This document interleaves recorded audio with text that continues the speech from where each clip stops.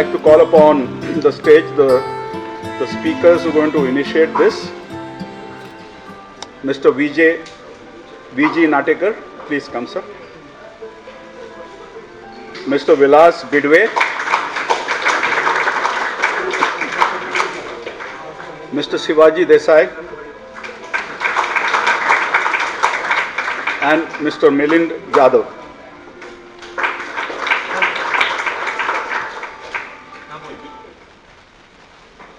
I would request, as part of the tradition, to welcome our guests. Request Mr. Yogesh Sapkale to present flowers to Mr. Natekar.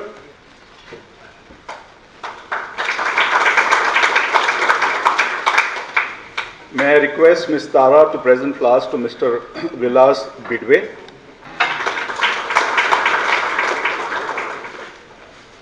We would request Mr. Pankaj Raheja to present it to Mr. Shivaji Vishnu Desai. We request Anushri Dotre to present it to Milind Jadhav, sorry, my apologies. Mr. Milind Jadhav. We would like to briefly introduce the speakers of today. Mr. Natekar is Commandant and Senior Staff Officer of Civil Defence. Mr. Vilasrao Sampatrao Bidwe is working as a Deputy Controller of Civil Defence. He has been working since last 31 years with the department and has also been awarded by President's Medal for the Meritorious Services declared on 26 January 2008. Mr. Shivaji Vishnu Desai is working as a Deputy Controller of Civil Defence. He has been working since the last 32 years with the department and also has been awarded President's Medal for Meritorious Service declared on 26 January 2011.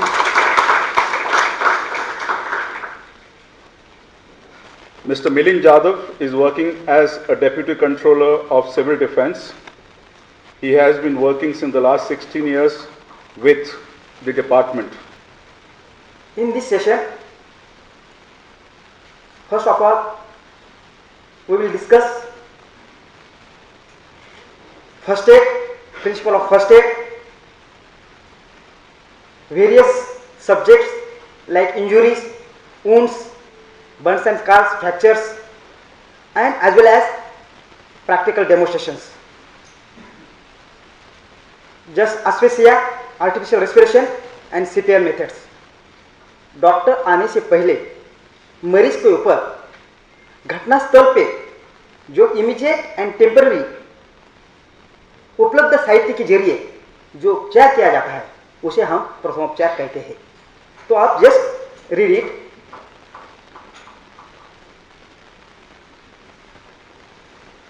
Injury, wounds and haemorrhage यानी रक्तस्राव, खून, fractures, dislocation and sprains, burns and scars, asphyxia, insensibility, foreign body in eye, ear, nose. Okay. Wound, types of wounds. Types of wounds क्या है? Contused, caused by blunt weapon. जो भी blunt weapon होता है उससे contused wounds होती है. ये टाइप से प्रकार है. Lacerated, caused by cell or animal claws. Insect, caused by sharp weapon. जो भी sharp weapons होता है उसके जरिए ये wounds होती है. Punctured wounds, caused by pointed weapons. जो भी pointed weapons होता है उसके जरिए वो punctured wounds होती है. Short wounds, caused by bullet or gunshot. Types of hemorrhage, ये बहुत ही इंपॉर्टेंट है. Arterial, blood is bright red and comes out in jets. उसे हम क्या कहते हैं? Arterial. Venous, blood is dark red and comes out in continuous stream. ये दूसरा जो खून का रक्तस्राव का प्रकार है. तीसरा जो है capillaries, blood in Ojos out continuously, continuously जब खून आता है उसे हम क्या कहते हैं, कैपिलरीज। ये 3 प्रकार के जो वेन से ये हमारे बॉडी में होते हैं, ये तो आप सबको आपको पता है। उसके बाद हम देखते हैं साइंस एंड सिम्टम्स क्या है। Rapid loss of strength and giddiness, ये रक्तस्राव के क्या है, लक्षण है, सिम्टम्स है। जो भी खून बहता है होता है तो rapid loss and strength and giddiness, अस्वस्थता अशक्तता हो जाती है। फेस एंड लिप्स बिकम पेल, हमारे फेस के ऊपर, चेहरे के ऊपर कमजोरी आ दिखाई देती है, नेस्लेसनेस आते हैं। स्किन बिकम्स कोल्ड एंड क्लामी, हमारी जो स्किन होती है वो कोल्ड ठंडा हो जाती है। ब्रीथिंग इज हरीड, हमारा सांस जो है स्पीडी से चला जाता है उस दौरान। Pulse progressively faster and weaker, patient becomes thirsty, उनको प्यास लगती है। रेस्टलेसनेस एंड हंगर, अस्वस्थता और हंगर बोले तो वो ये हो जाता है। मे बी टू अनकॉन्शियसनेस, वो बेहोशी में जाता है। तो ये साइंस एंड सिम्टम्स अपने हेमरेज के है। ट्रीटमेंट इंटरनल ब्लीडिंग, वो जस्ट हम ओवरलैप करेंगे।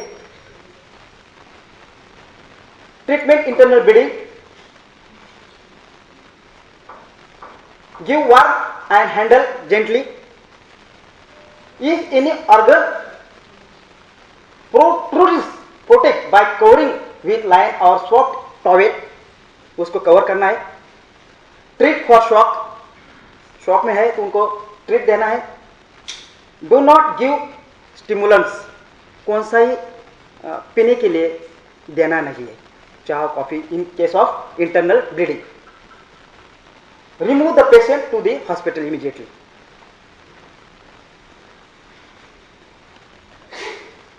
Fracture, dislocation and sprains,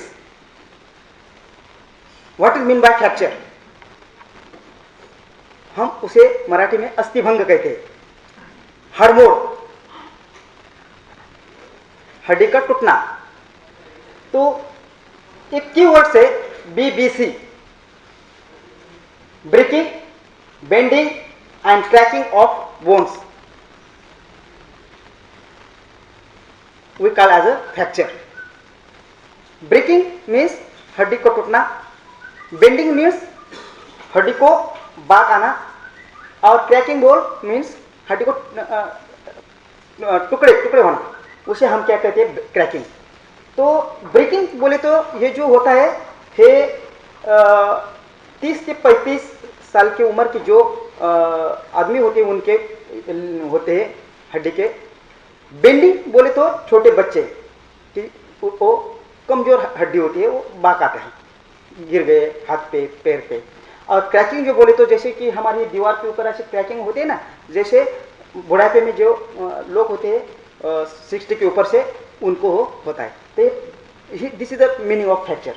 dislocation, displacement of one और मोर बोन्स और joint. Sprain, injuries to joints resulting in stretching or tearing of surrounding tissues, ligaments or tendons, उसे हम sprain कहते हैं। strain or stitching of muscles or tendons by over extrusions, उसको हम strain कहते हैं। causes of fracture, direct violence बोले तो जोर से अगर हमने यहाँ पे मार दिया, हड्डी जगह पे टूट जाती है, उसे क्या हम कहते हैं, हम डायरेक्ट वायलेंस। मराठी में उसको कहते हैं हम प्रत्यक्ष आघात। इनडायरेक्ट वायलेंस बोले तो अप्रत्यक्ष आघात, यहाँ पे मैंने जोर से मारा है, हड्डी यहाँ पे टूटी है, उसे हम बोलते हैं इनडायरेक्ट वायलेंस। मस्कुलर एक्शन बोले तो जो जॉइंट्स होते हैं वहाँ पे जो मूवमेंट होती है उसे हम मस्कुलर एक्शन कहते हैं। तो ये कॉजेस ऑफ फ्रैक्चर है। डिम, डिम का मतलब डायरेक्ट वायलेंस, इनडायरेक्ट वायलेंस और muscular action. Types of fracture, complicated fracture, bone breaks and penetrates internal organ, उसको हम कॉम्प्लिकेटेड फ्रैक्चर कहते हैं। जो भी हड्डी टूट जाती है और ऑर्गन के अंदर एक में एक घुस जाती है, उसे हम कॉम्प्लिकेटेड फ्रैक्चर कहते हैं। Impact fracture, after the break the ends of the bone penetrate each other, उसके जरिए इम्पैक्टेड फ्रैक्चर होता है।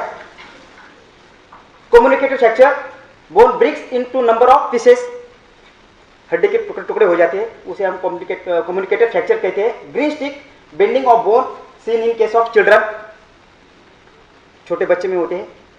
Depress only, depression of bones skull में होती है, उसे हम डिप्रेस फ्रैक्चर कहते हैं। ट्रीटमेंट ऑफ फ्रैक्चर्स या साइन एंड सिम्टम्स, पेन्स, दर्द होता है, loss of use of limb, कमजोरी आती है, स्वेलिंग, सूजन आता है, डिफॉर्मिटी एंड इरेगुलरिटी, जो शेप हमारा है वो शेप नहीं होता है, unnatural position of mobility, movement नहीं होती है, broken of bones is seen, हड्डी दिखाई देती है, एंड साउंड ऑफ ग्रिटिंग, आवाज आती है हड्डी की जब फ्रैक्चर होता है। अभी ट्रीटमेंट के बारे में हम देखते हैं। Fix the bone if possible, reassure the patient, apply sling और स्प्लिंट, उसके बारे में थोड़ा सा एक प्रैक्टिकल मैं बताता हूं, आपको दिखाता हूं। जस्ट कम फॉरवर्ड, एनीबॉडी,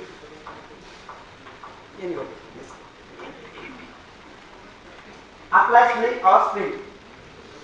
तो हमारे फर्स्ट एड बॉक्स में एक बैंडेज होता है, ट्रायंगुलर बैंडेज, तो उसका स्टैंडर्ड साइज होती है 35 to 38 इंच ये साइज की होती है, और बेस जो होता है 52 to 55 इंच।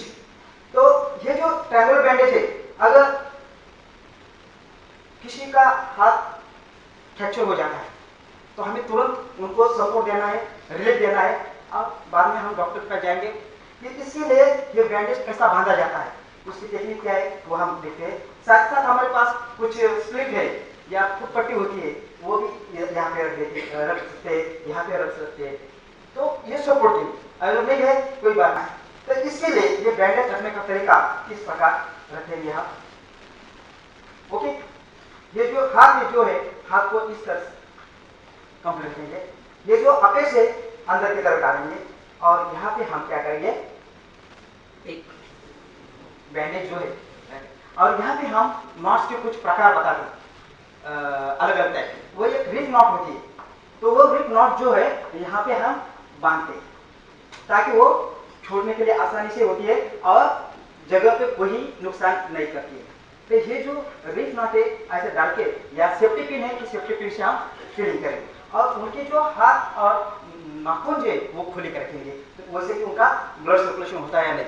और 15 मिनट के बाद थोड़ा लूज करना है ताकि वो होता है, वो डॉक्टर के पास जाके फिर उनका हाथ जो है वो स्थिर रहेगा और चलने में कोई तकलीफ नहीं होगी, दर्द कम हो जाएगा, सपोर्टिंग के लिए। उसे हम कहते हैं सिंपल बैंडेज। अलग टाइप के प्रकार है बैंडेज, अलग अलग टाइप के, जैसे हेड को इंजूर हुई है, लगा हुआ है, खून आ रहा है, तो हम हेड बैंडेज डालते हैं। चेस्ट को अगर लगा है हम चेस्ट बैंडेज, इसीलिए अलग प्रकार के 10-12 प्रकार है इनके। हम मैंने आपको एक सैंपल में बताया, सिंपल बैंडेज, वैसे collar bone bandage, cuff and collar bandage, ये कलाई की हड्डी टूटी है तो उनको सपोर्ट देने के लिए कलाई वो बैंडेज। तो इस प्रकार अगर हमारे पास बैंडेज नहीं है, ऐसा हमने रखा, तो क्या करने का, हमारा पास रुमाल है, रुमाल के जरिए हम ये बैंडेज करेंगे और बांधेंगे। अगर नहीं है हमारे पास ये शर्ट का बटन खोल दीजिए, इधर रख दीजिए और ये बटन लगा दो, चलो ये सपोर्ट हो गया, हम डॉक्टर के पास चले जाएंगे। तो ये इम्प्रोवाइज मेथड हम कर सकते हैं। तो हमारे पास कुछ नहीं है, क्या नहीं है, तो शांत नहीं बैठेंगे, हम कुछ भी करेंगे और पेशेंट को राहत देंगे। Okay, anybody? अभी मैं उनको जॉ बैंडेज, जैसे कि यहाँ पे ये जो हनवटी होती है ना, ये जो होता है जॉ, उसको फ्रैक्चर हुआ लग गया है, तो ये हम मरहम कटे लगाएंगे, और इसलिए हम क्या करेंगे, उनको एक नैरो बैंडेज बनाएंगे। ये मेरा ट्रायंगुलर बैंडेज, नैरो बैंडेज डालने का तरीका देखो, मैंने क्या किया, आप इसको बेस के ऊपर रखा है, वन फोल्डेड बैंडेज उसे कहते हैं। बाद में उसको हमने इस तरह क्या किया है, हाँ सेकंड फोल्ड, ब्रॉड बैंडेज होगा। और फिर एक फोल्ड ऐसा किया तो उसको बोलते हैं नैरो बैंडेज। तो हम इधर क्या करेंगे, एक मलहम पट्टी लगाएंगे, साथ ही साथ उसको इस तरह बैंडेज लगाएंगे, पेशेंट को हमारे बदन के शरीर के ऊपर रखेंगे। और यहाँ पे हम ये क्या करेंगे, सिंपल नॉट, ये सिंपल नॉट देखो आसानी से हम किधर भी बांधते, सिंपल नॉट करेंगे। पेशेंट होश में है, उनकी मदद लेंगे, उसके साथ ही साथ वो क्या करेंगे, हम ये दोनों पॉइंट को इस तरह आगे पीछे करेंगे और यहाँ पे एक रिस्ट नॉट लगाएंगे, ये हुआ रिस्ट नॉट। और ये दोनों पॉइंट को क्या करेंगे, इस तरह अंदर की तरफ ढक देंगे, इसको सपोर्ट मिलेगा, मलहम पट्टी स्थिर रहेगी। उसको बोलते हैं हम जॉ बैंडेज। कौन सा बैंडेज, जॉ बैंडेज। अलग अलग टाइप के प्रकार है, ये कोई बैंडेज से हम बांध सकते हैं। मैंने दो तीन आकर आपके टाइम के मूल्य से मैंने बताया। Okay okay friends, any doubt? अभी मैडम मैंने ये अगर पेशेंट होश में है तो उनकी मदद मैंने दी, ओके, तो वो मैं बताता हूँ। फिर बेहोश है तो कैसे बांधेंगे, दो टाइप से। तो इधर हमने एक मलहम पट्टी लगाई, उसके साथ साथ ये बैंडेज को नैरो बैंडेज बना लिया, 4 फोल्ड बना लिया। इसको हम इस तरह क्या करेंगे, सिंपल नॉट लगाएंगे इस तरह। पेशेंट को बोलेंगे पकड़ो, ये दोनों पॉइंट को पकड़ो। इसके साथ ही साथ ये नॉट्स को आगे पीछे करेंगे और ये दोनों पॉइंट को टाइट करके यहाँ पे एक रिप नॉट, बोले तो मराठी में हम उसको चपटी गांठ कहते हैं, रिप नॉट बांधेंगे और ये दोनों पॉइंट को इस तरह रखेंगे। उसको बोले तो जॉ बैंडेज।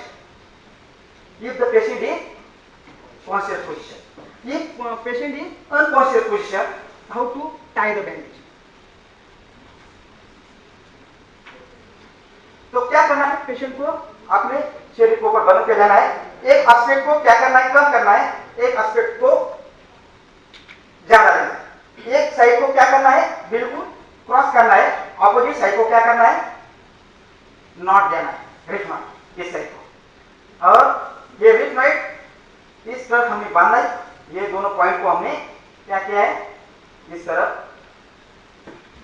पॉइंट का अंदर डाल दिया। तो ये हुआ जॉ बैंडेज के दो प्रकार, कॉन्शियस, इनकॉन्शियस पोजीशन। ऐसे अलग अलग प्रकार है, लेकिन टाइम की वजह से मैंने ये दो प्रकार आपको बताए। जैसे मतलब हमें हेड इंजरी होती है, हाँ, तो वो बहुत मेन इंजरी होती बराबर, है, तो उसको कैसे पता? ओके, वेरी गुड, बहुत ही अच्छा सवाल किया है हमारे पेशेंट ने। तो पेशेंट ने सवाल किया तो बहुत ही इंपॉर्टेंट है, कोई बात नहीं, हम उनका जवाब भी देते हैं, बैंडेज भी बांध देते हैं। तो वो बोलते हैं कि अगर हेड इंजरी बहुत डेंजरस होती है, कुछ भी जाता है, काट के टुकड़े हुए हैं, तो हमें ऊपर ऊपर जो दिखाई देते हैं हम निकालने की कोशिश करेंगे, लेकिन ज्यादा डीप है, कुछ निकालने का नहीं है, वो डॉक्टर का काम, वो हमारे पास कुछ नहीं, कुछ रखा। हमारा काम सिर्फ ये है कि उनको हेड बैंडेज देना है, हवा न जाए या कोई कीटाणु न जाए, उनको रिलीफ मिलना चाहिए, तो हम हेड बैंडेज बांधेंगे, उसको बोलते हैं हेड बैंडेज। वेरी गुड, तो हम कोई हेड बैंडेज आपको बांधेंगे, कोई बात नहीं। देखो इधर लगा हुआ जख्म है, इंजुरी, तो ये इंजुरी को किस तरह हम बैंडेज बांधेंगे। तो ये जो बेस्ट जो पोर्शन है, बेस्ट उसको ऐसा जरा एक फोल्ड करना, उसके साथ साथ ये इसको इस प्रकार रखना, क्लियर, इसे क्लियर। अभी ये जो है हम उसको साईं बाबा बैंडेज भी कहते हैं, उसको नीचे से ये देखो ऐसा करके क्या करना है, बिल्कुल आगे की तरफ लेना है। यहाँ पे एक रिप नॉट लगाना है। कौन सी नॉट लगाना है, बिल्कुल बैंडेज बांधने के लिए रिप नॉट का इस्तेमाल किया जाता है। तो ये रिप नॉट यहाँ पे हम बांधेंगे, इसके साथ ही साथ ये दोनों पॉइंट को अंदर की तरफ यहाँ पे ढक देंगे, या सेफ्टी पिन हमारे पास है तो सेफ्टी पिन का यूज हम करेंगे, और पीछे का जो पोर्शन है उसको अंदर की तरफ हम इस पर रखेंगे। अभी पीछे से सबको तो ये हुआ हेड बैंडेज, मतलब सब पोर्स जो है कवर हुआ है, कुछ हवा भी नहीं जाएगी, कुछ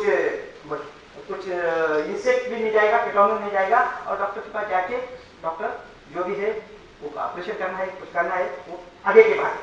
हमारा काम सिर्फ बैंडेज को कवर करना है, हेड को कवर करना है। Clear friends? तो ये एक ट्रैवल बैंडेज के बारे में मैंने आपको कुछ प्रैक्टिकल डेमोन्स्ट्रेशन आपको दिया। अप्लाई स्लिंग और स्प्रिंट, उसको स्लिंग और स्प्रिंट बोलते हैं। उसके बाद control the movement, treat the wounds, avoid unnatural movement, remove the patient to the hospital, ensure treatment और शॉक। इसके साथ ही साथ ये ऐसे रोलर बैंडेज होता है हमारे पास। ये सबको पता है ना, ये रोलर बैंडेज। तो इसके जरिए भी हम 3-4 प्रकार उसके बारे में देखते हैं। ये रोलर बैंडेज ये आधा इंच से लेके 6 इंच तक होता है। देखो उनके लिए ये इक्वल पॉइंट्स को अगर कुछ कट गया है, ऊंच आया है, तो हम क्या करेंगे, मलम पट्टी रखेंगे। तो वो मलम पट्टी ऐसे रखेंगे तो वो निकल जाएगी। इसलिए ये बैंडेज बांधना चाहिए। तो ये बैंडेज बांधने का तरीका कैसा है? तो देखो मैं कैसा करता, इधर मैं क्या करूँगा, ये इक्वल पोजीशन है, इधर से यहाँ तक मैं इक्वल पोजीशन दे देती इंजरी जो cut. How to tie the bandage, roller bandage. इस प्रकार क्या करेंगे, हम 2 राउंड लगाएंगे। क्लियर? और 3/4 पोर्शन जो है वो छोड़ के ऊपर की तरफ लेके जाना। तो ये हमारा इस प्रकार का जो भी मलम पट्टिया है, किया है, घाव है, तो उसको हमने कवर किया है। तो दूसरे दिन हम ये छोड़ के ड्रेसिंग कर सकते हैं। तो ये हुआ इक्वल पोर्शन, समान भागाला मार लागण्याचं मराठीत म्हणून. तर त्यावेळेला हे सारे ओळशी, मराठीत सारे ओळशी, सिंपल स्पाइरल बैंडेज, इंग्लिश में कहते हैं सिंपल स्पाइरल बैंडेज। ओके, अभी ये यहां से यहां पर अनइक्वल पोर्शन, यहां पे ये बैंडेज नहीं चलेगा क्योंकि वो छूट जाएगा, क्योंकि पोर्शन बढ़ गया है ना, ये पार्ट ऊपर वाला, तो छूट जाएगा ऐसा बैंडेज डालो। तो वो बांधने का तरीका कौन सा है, उसका प्रकार क्या है, वो मैं बताता हूं। उसको कहते हैं स्पाइरल बैंडेज। यहां से लेके यहां पे मलम पट्टी किया है, यहां से लेके हम क्या करेंगे, 2 ट्विस्ट लगाएंगे। पहले 2 ट्विस्ट लगाया, फिर 1 ट्विस्ट और लगाओ। उसके साथ ही साथ ये जो पोर्शन है,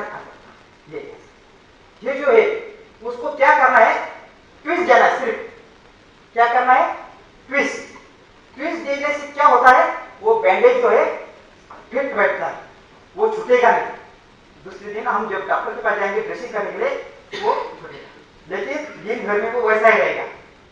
तो उसको ट्विस्ट करना है, तो उसको कहते हैं हम कौन सा bandage, spiral bandage. Very good. Unequal part, देखो अब यहाँ पे 2 राउंड लगाना, सेफ्टी पिन लगाना, चलो अपना बैंडेज ले, इसको कुछ ये बैंडेज को दूसरा करना है। कई बार ये जो मशीनरी में उंगली को कट हो जाता है, या घाव कट जाता है, या जलन हो जाता है, तो उसके लिए भी हम उसको कहते हैं स्पाइका बैंडेज। अभी इसको 2 महीने क्या किया, राउंड लगाया। अभी पहली जो उंगली है, ये पहली वाली, उसको मैंने क्या किया, इस प्रकार राउंड लिया, उसको चोट आई है, घाव है, वो कवर किया मैंने। ओके, उसके साथ साथ ये बैंडेज को इस तरह घुमाया। उसके साथ साथ मैंने ये पॉइंट को, पहले उंगली को कवर किया, दूसरी उंगली को भी कवर कर रहा हूं। इस तरह कवर करके पूरा जो है इस तरह हम कवर करते जाएंगे। साथ ही साथ इस प्रकार तीसरी उंगली को भी क्या है, इंजरी है, वो क्योर किया मैंने। साथ ही साथ मेरे पास बैंडेज है, इसलिए मैं यूज कर रहा हूं, पूरा भी बात हो जाएगा। क्यों है, अगर कम है तो मैं छोड़ देता था, कोई बात नहीं। और 5वीं जो उंगली मैंने इस प्रकार कवर किया, उनको 5वीं उंगली को चोट आई थी, घाव लगा था, तो ये मैंने इस तरह किया। और ये 2 राउंड को इस तरह मैंने कवर करके ये हुआ अपना स्पाइक। ओके फ्रेंड्स, अभी burns and scars. What is mean by burns? What is mean by scars? What is mean by burns? Caused by dry heat such as fires, electricity, acid, rubbing, etc. तो उसे हम क्या कहते हैं? Burns. हाँ? Scars बोले तो caused by wet heat such as hot water, oil, tar and boiling water. Types of burns. Burns के कुछ प्रकार है. First degree burns. Supersize burns only skin is affected, sometimes blisters are found. उसे हम कहते हैं फर्स्ट डिग्री बर्न्स. ऊपर के जरिए जलन हुआ है, उसको हम कहते हैं first degree burns. Second degree burns, the skin as well as underlying bones are affected. Second degree burns, उसमें क्या होता है? बोन्स को अफेक्ट होता है. और थर्ड डिग्री बर्न्स बोले तो the internal organs are affected, survive. Third degree burns, उसमें आदमी बच नहीं सकता है. लेकिन फर्स्ट डिग्री बर्न भी आदमी मर सकता है. लेकिन किधर? यहाँ पे, यहाँ तक जब जलन होता है, ये तो क्या मेन ऑर्गन्स है हमारे, वो डैमेज हो जाते हैं फर्स्ट डिग्री बर्न में 30% ऐसा. तो उसको बोलते हैं हम types of burns. Treatment. Do not break the blisters commonly. Wash the part in running water. Do not remove the stuck cloth. जो भी कपड़े है काढण्याचा प्रयत्न करू नका, मत निकालो. Do not apply any lotion और क्रीम. कौन सा भी लोशन लगाना नहीं है. Assure the patient. Treat the wound. Remove the patient to the hospital immediately. Okay.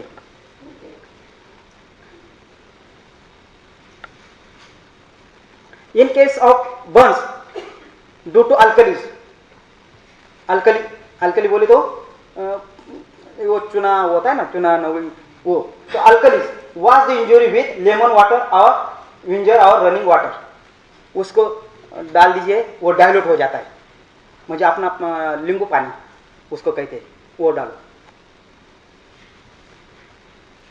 हाँ. In case of burns due to acid, wash the injury with alkali such as diluted caustic soda और lime water. Alkali से है lime डालो, ऐसी है alkali डालो. हाँ. In case of radiation,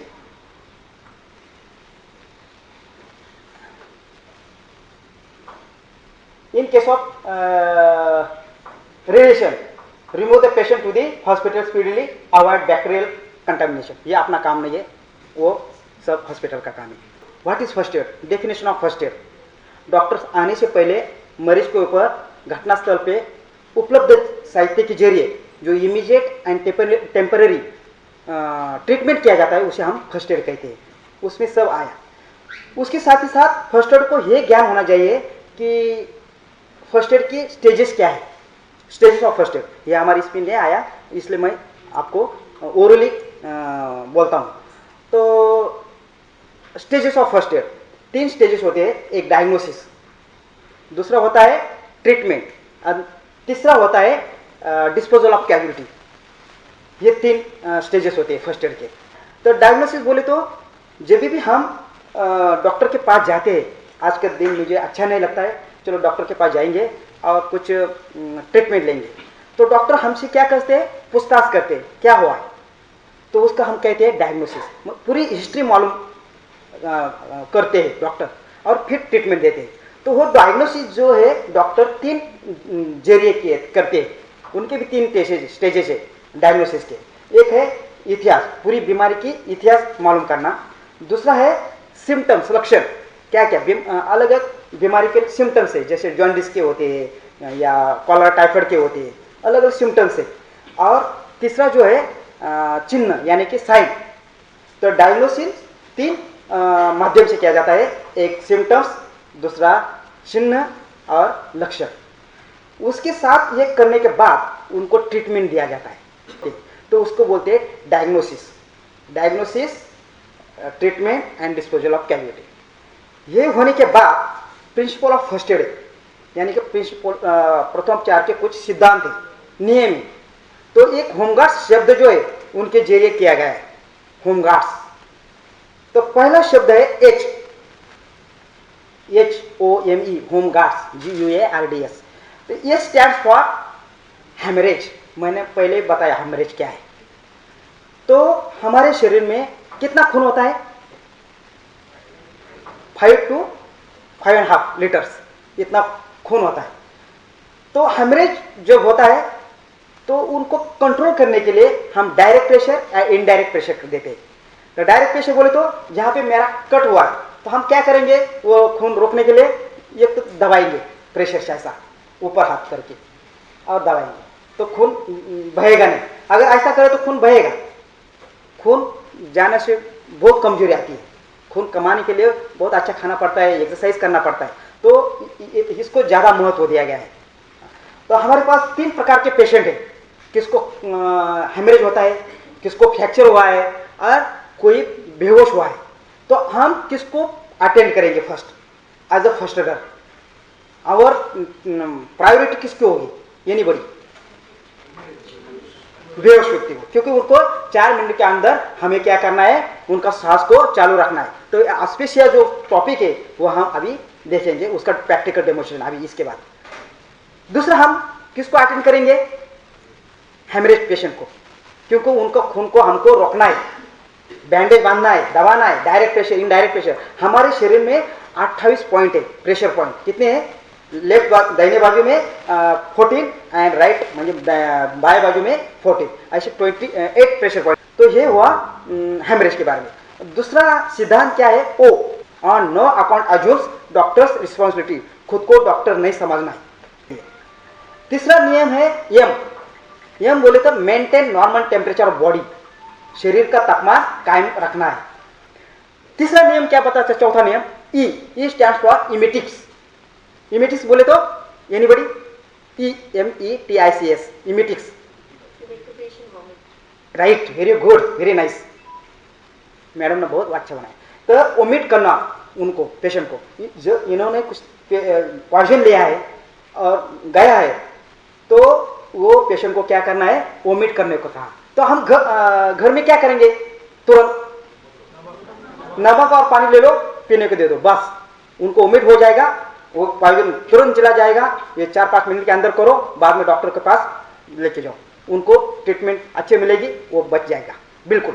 लेकिन आधा घंटा हुआ है, 1 घंटा हुआ है, हम देरी से गए तो कितना भी ट्रीटमेंट दे दो, कितना भी बड़ा हॉस्पिटल में, कोई फायदा नहीं। ऐसा है। अगर उन्होंने एसिड लिया है तो हम वोमिट करवा देंगे क्या? नहीं, क्या करेंगे फिर?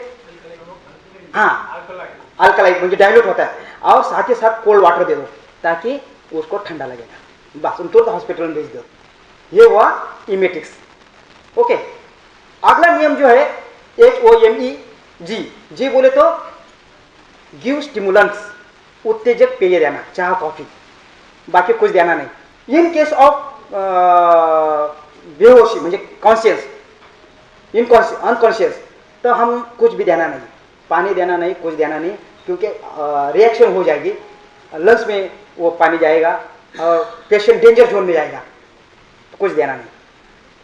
अभी उसके बाद यू, अगला नियम क्या बोलता है? You task for undo tight clothing, बदन के कपड़े सेल करो।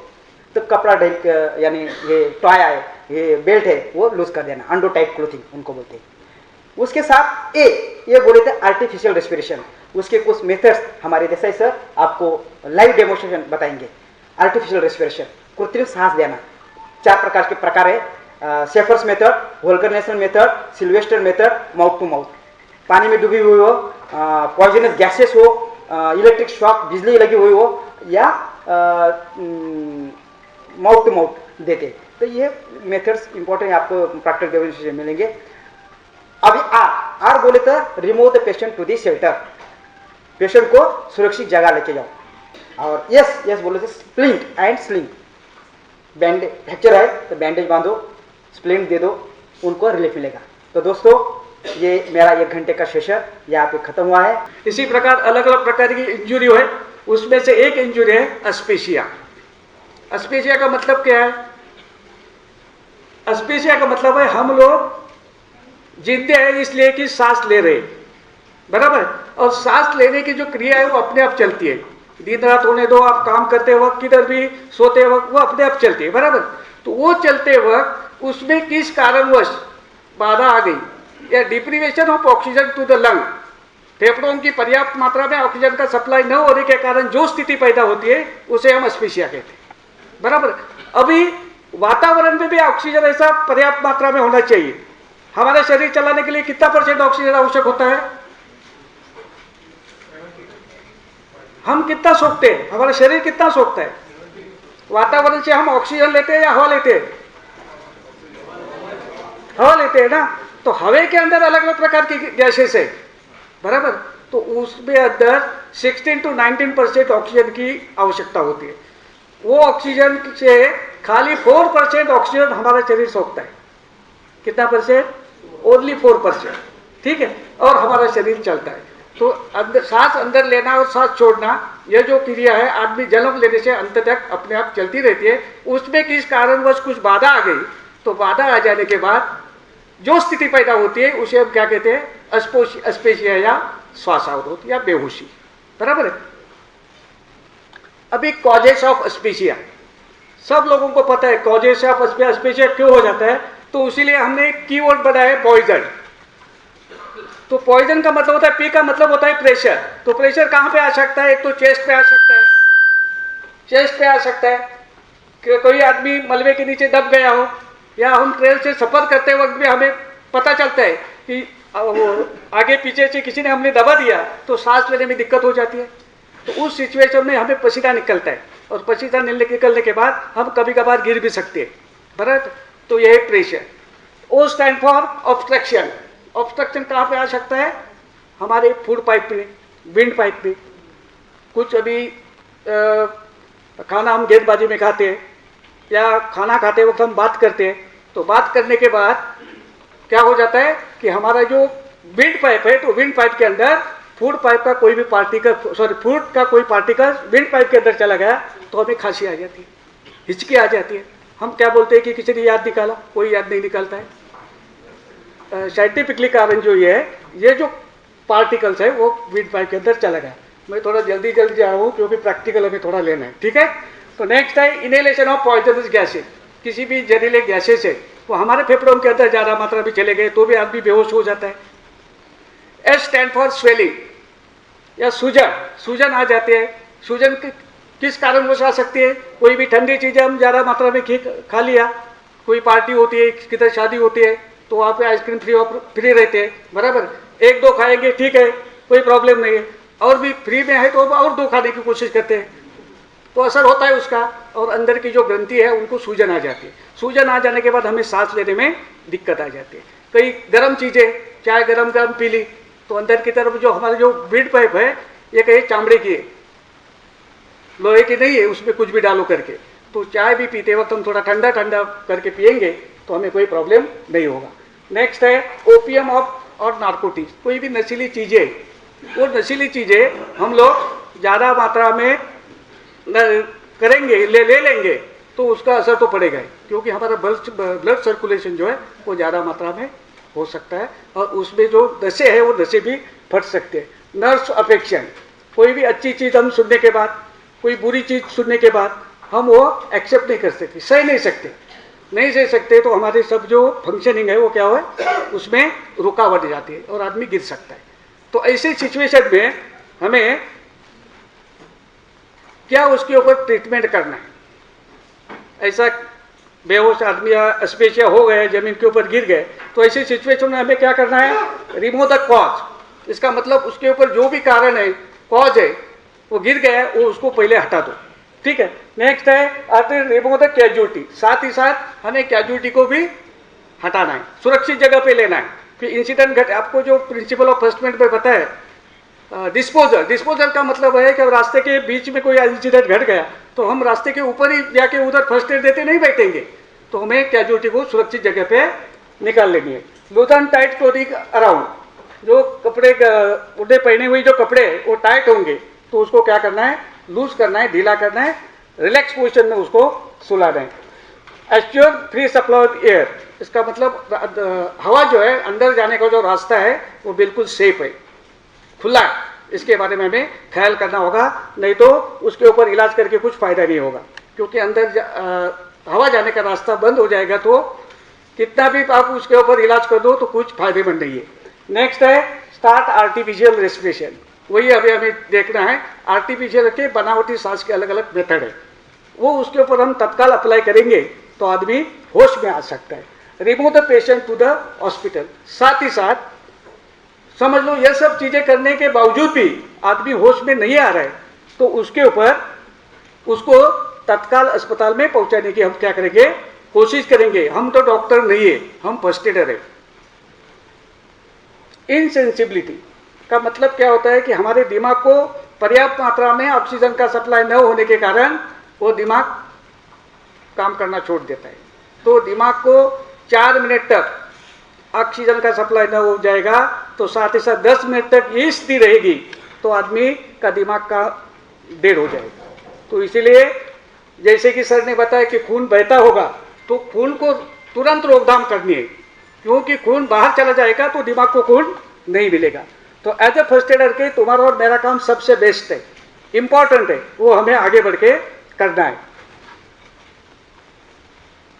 कॉजेस एस्पेशिया है, श्वासावरोध है, electrical, extreme heat, injuries to brain, opium और नार्कोटिक, यूरेमिया और किडनी ट्रबल। इस कारणवश आदमी को इंसेंसिबिलिटी होती है, बेसुधी आ सकती है। अभी इसके ऊपर इलाज करना है तो इलाज करते वक्त lay down the patient with head turn to on side, arrest haemorrhage if any. उसके शरीर के अंदर जो खून बहता होगा तो उसको पहले बंद करना है। Loosen tight clothing around neck, chest and waist. उसके शरीर के अंदर जो तंग कपड़े हैं उसको ढीला करना है और उसको रिलैक्सेशन में सुलाना है। साथ ही साथ उसके ऊपर आर्टिफिशियल रेस्पिरेशन हमें अप्लाई करनी है। तो वो आर्टिफिशियल रेस्पिरेशन करते वक्त हमें देखना होगा कि उसका जो एयर पाइप है, हवा अंदर जाने का जो रास्ता है वो साफ सुथरा है, ठीक है। उसके बाद गिव नथिंग बाय माउथ, उसको मुंह से पीने के लिए कुछ नहीं देना है, समझ में। साथ ही साथ remove the patient to the hospital. और यह सब चीजें करते वक्त हमें यह हमारे से काम नहीं बनता है तो आगे वाली ट्रीटमेंट के लिए उसको अस्पताल तक लेके जाना। तुम्हारा और मेरा काम बनता है कि उसको अस्पताल तक लेके जाने तक जिंदा रखना, बराबर है। डॉक्टरी इलाज मिलने के बाद वहां पे सभी प्रकार की सुविधा होती है तो वो सुविधा उसको उपलब्ध हो जाती है तो तुरंत आदमी रिकवर हो जाएगा। तो प्रैक्टिकली जो है अलग अलग प्रकार जो आर्टिफिशियल मेथड वो मैं आपको यहाँ पे दिखा देता हूँ। तो कोई आप में से एक आदमी आगे आएगा वॉलंटरीली, हमारा संगठन वॉलंटरी है, सब लोग वॉलंटरी आते हैं। लेट जाओ, ऐसे ही लेट जाओ। अभी देखो जैसे पहली जो कैजुअलिटी है समझ लो पानी में डूबी हुई कैजुअलिटी है, उसके फेफड़ों के अंदर पानी गया और वो बेहोश गिर पड़े। ऐसी सिचुएशन में हम क्या करेंगे, पानी में जाके इलाज करेंगे क्या? नहीं, तो हमें क्या करना होगा, उसको किनारे पे लाना होगा, बराबर। तो जो आदमी को सामने अभी आपको बताया, जो आदमी डूब रहा है उसको बचाने के लिए कभी भी उसके सामने नहीं जाना है। आप चाहते हैं उसको बचाना तो आपको भी तैरना आना चाहिए, बराबर। साथ ही साथ आप नहीं तैर सकते उसके बाद रस्सी फेंको, उसके बाद बम्बू दे दो, बराबर। वो बम्बू को पकड़ के आप खींच लो। इस प्रकार से हम कुछ ना कुछ कार्रवाई कर सकते हैं, लेकिन हमें ये सब करने, खुद की जान सुरक्षित रखने सब करने होंगे, ठीक है। ये अभी कैजुअलिटी को प्रिपेयर करने अभी समझ लो हम लोगों ने पानी में से बाहर कैसे ले, ठीक है। तो बाहर निकालने के बाद उसके जो हाथ जो है इधर उधर फैले हुए नहीं, बराबर है। वो बेहतर अप्लाई करने के लिए हमें कैजुअलिटी को प्रिपेयर करना होगा। तो प्रिपेयर करने के लिए अभी ये जो शेपर्स मेथड है, तो शेपर्स मेथड के अंदर हम प्रेशर ऑन बैक देते हैं, कमर के ऊपर दबाव देते हैं। कहाँ पे दबाव देते हैं? कमर के ऊपर दबाव देते हैं। अभी यह आदमी इस प्रकार से सोया हुआ, तो यह से कमर के ऊपर दबाव दे सकते हैं क्या? नहीं। उसको कहेंगे तो वो हो सकता है कि पलटी नहीं हो सकेगा, तो हमें पलटी करना है। तो पलटी करने के लिए क्या करना है, उसको पहले अप्लाई करना है। अब इस तरफ हमें पलटी करना है तो उसका अपोजिट साइड का जो पैर है ये पैर में रखना है, ठीक है। उसको दोनों हाथ ऊपर की तरफ ले लो, ठीक है। और यहाँ पे बैठे वक्त हमें हाथ लेने की कोशिश करना है, हनुमान बैठक बैठना है। एक घुटना जमीन को टिकाना है, दूसरा घुटना के ऊपर, एक हाथ से छीन पकड़नी और दूसरे हाथ के बेल पकड़ो, ठीक है। और जोर से उसको टक करो, सॉरी टर्न करो, ये टर्न करते वक्त ये ख्याल करना है कि उसका मुंह छोड़ना नहीं है। छोड़ेंगे तो क्या होगा, जमीन के ऊपर वो पटक सकता है, पटकने के बाद जो दांत है सब अंदर जाते हैं, ठीक है। वो हमें सेफली काम करना होगा। बाद में ये हाथ निकाल के उसके सर के नीचे ले लो, जिस तरफ आप बैठने वाले उस तरफ आपका सीटिंग एलिमेंट रहेगी, उस तरफ उसका मुंह रहेगा, बराबर। बाद में इसके पैर रिलैक्स पोजीशन में रखो, आराम से लूज छोड़ो। तो पहले हमें ये कार्रवाई करनी है, क्रॉस करके पैर की तरफ से क्रॉस करना है इस प्रकार से। कभी भी कैबिनेट को ट्रीट करते वक्त सामने से नहीं आना, पैर की तरफ से आगे आना है और उसके कमर के नीचे इस प्रकार से ग्रिप करो और जमीन से 1-1.5 फीट ऊपर का 1 2 3 4 up 1 2 3 4 up 1 2 3 4। ये 2-3 बार करना है, क्योंकि जो लिक्विड है और उसको हाइट देंगे तो वो नीचे की तरफ है। ये सब चीजें करते वक्त उसके नाक मुंह से भी पानी आपको आता हुआ दिखाई देगा, समझ गए। तो फिर रिवर्स हैंड डालो, आगे की तरफ नहीं जाना है और उसका मुंह जिस तरफ है वहां तक उस तरफ दोनों घुटने जमीन पर टिका के बैठो। ये जो चारों उंगलियां एक साथ मिली हुई, अंगूठा सर की तरफ, बीच का जो स्पाइनल कॉर्ड है उसको छोड़ देना, समझ में। फिर देखो ये मेथड अप्लाई करिए शेपर्स मेथड। अब 1 2 3 4 5, अब 1 2 3 4 5। 1-2 प्रेशर अप्लाई करते हैं और 3 4 5 रिलीज करते हैं। हम सांस लेते वक्त 1-2 सांस लेते हैं, 3 4 5 को छोड़ते हैं। ये जो साइकिल है, ये साइकिल पूरी होने के 5 सेकंड लगते हैं। कितने सेकंड लगते हैं? 5 सेकंड लगते हैं। वही कार्रवाई हमें यहाँ पे करती है, समझ में। ये कार्रवाई दोबारा देखो। अब 1 2 3 4 5, ठीक है। अब 1 2 3 4 5। यह सब कार्रवाई करते वक्त हमें जर्क मिल गया है, ऐसा 1 2, बिल्कुल नहीं। यह जर्क देंगे तो आदमी को नुकसान होगा। तो जो प्रेशर अप्लाई किया है वही प्रेशर 1-2 तक मेंटेन करता है और 3 4 5 को क्या करना है, ठीक है। ये हो गई शेपर्स में। जैसे ही मेथड आप अप्लाई करते हैं उसके नाक मुंह से पानी बाहर आ जाएगा। पिक्चर में भी हम लोग देखते हैं, जब भी कोई हीरोइन को जमीन पर क्या या कोई तालाब क्या डूबते बाहर निकालने के बाद यही सब कार्रवाई करते हैं, लेकिन वो 2 मिनट के अंदर वो खड़े हो जाते हैं। मतलब वो पिक्चर में हो सकता है, पिक्चर में उसको इधर थोड़ी देर लगेगी, लेकिन आपको मेहनत करनी पड़ेगी, ठीक है। ये हो गई शेपर्स मेथड। नेक्स्ट मेथड है होल्कर नेल्सन मेथड। ये होल्कर नेल्सन मेथड है, वो मेथड धुआं और पॉइजनस गैसेस फेफड़ों के अंदर चला गया है और आदमी बेहोश गिर पड़ा है, तो उस कैजुअलिटी के लिए सबसे बेस्ट मेथड है होल्कर नेल्सन, ठीक है। तो इस मेथड के अंदर प्रेशर जो है शोल्डर ब्लेड के ऊपर दिएगा पीछे की तरफ, ठीक है।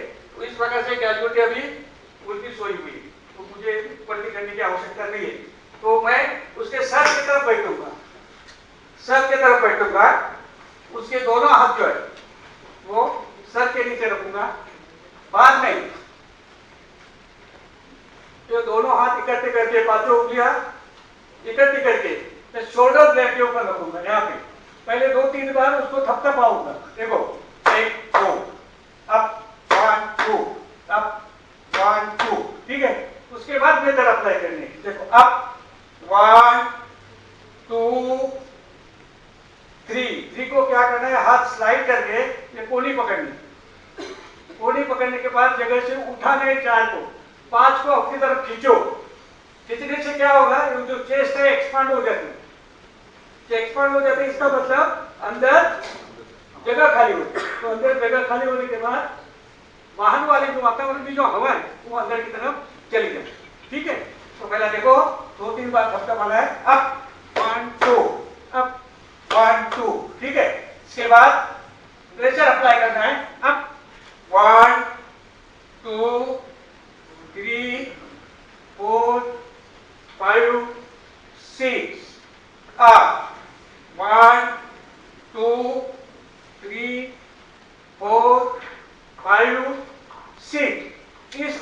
हम मेथड अप्लाई करते हो उसका जो फेस है उस तरफ पूरा ध्यान होना चाहिए।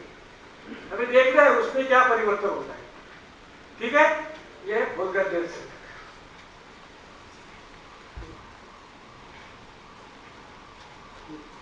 अभी दूसरा जो इलेक्ट्रिक शॉक या मेंटल शॉक, कई लोगों को अच्छी बुरी बातें सुनने के बाद गिर आ जाते हैं, उनका दिमाग काम नहीं करता है तो वो चक्कर आके गिर पड़ते हैं। तो ऐसे लोगों को होश में लाने के लिए हम सिल्वेस्टर मेथड अप्लाई करते हैं। कौन सी मेथड? Silvester method. तो सिल्वेस्टर मेथड में प्रेशर ऑन चेस्ट, हम कहाँ प्रेशर देते हैं? चेस्ट के ऊपर। तो जो दिल की जो धड़कन है उसमें थोड़ी बाधाएं जाती है, तो उसको हमें रिकवर करना है।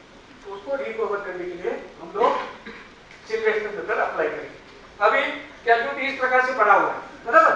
इस प्रकार से गिरने के बाद उसको अभी उल्टी करना है, क्योंकि हमें दबाव जो कहाँ पे देना है?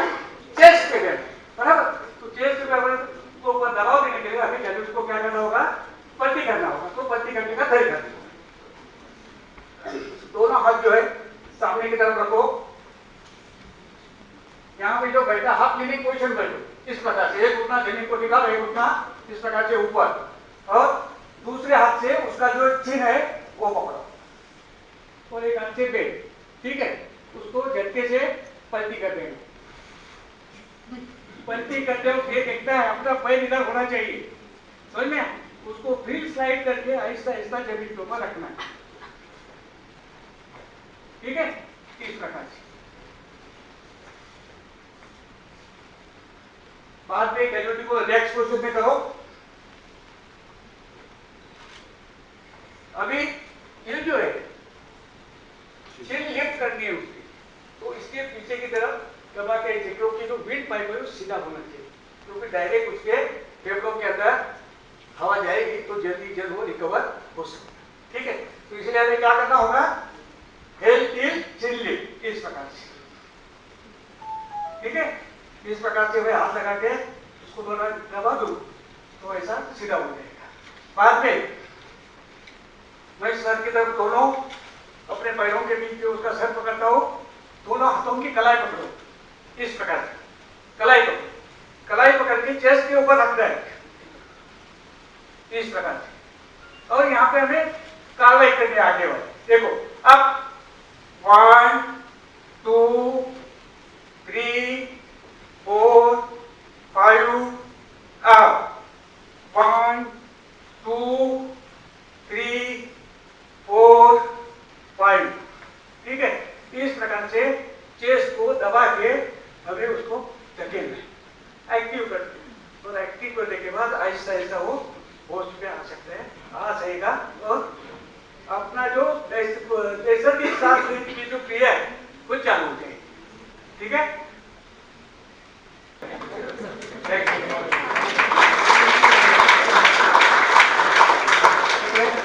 हमारे मेरे साथी जादव सर आपको भी सीपीआर के बारे में बता दीजिए। धन्यवाद sir. Good evening everybody. Thank you. थोड़ा सीपीआर के बारे में जानेंगे। इस जानकारी के पहले मैं थोड़ा आपको आपकी जानकारी के बारे में टटोलना चाहता हूँ। तो प्लीज, इसमें कई सारे ऐसे लोग हो सकते हैं कि जिनको सीपीआर के बारे में मालूम है। प्लीज हाथ ऊपर करेंगे। अच्छा, 2 लोग हैं, थोड़ा बहुत सीपीआर के बारे में जानेंगे। मेरे ख्याल से सुनील भी वहां पे बैठे, हाथ ऊपर नहीं किया सुनील ने। चलो ओके।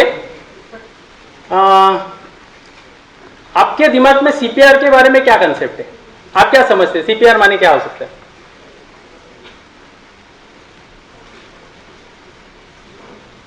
यस? कोई कारण से सांस उठ जाए, अच्छा, तो उसको किसी एक्सटर्नल मेथड से रिवाइव करना, आर्टिफिशियली। जब heart beat lungs proper function नहीं कर सकते हैं तो we are artificially making it function with our hands. अच्छा, और कुछ सर? जब हार्ट बीट बंद हो जाए पेशेंट की, so to repeat that heartbeat we have to apply the CPR. हाँ ठीक है, थोड़ा बहुत आपको पता है। सीपीआर का फुल फॉर्म तो आप सारे लोग पढ़ रहे हो। कार्डियो माने नेचुरली ये जो कार्डियो जो है होता है, कार्डियोलॉजी जिसको बोलते हैं, हार्ट से कनेक्टेड कोई भी चीज, पल्मोनरी माने लंग से, फेफड़ों से कनेक्टेड चीज, और रेसिसिटेशन। क्या है रेसिसिटेशन?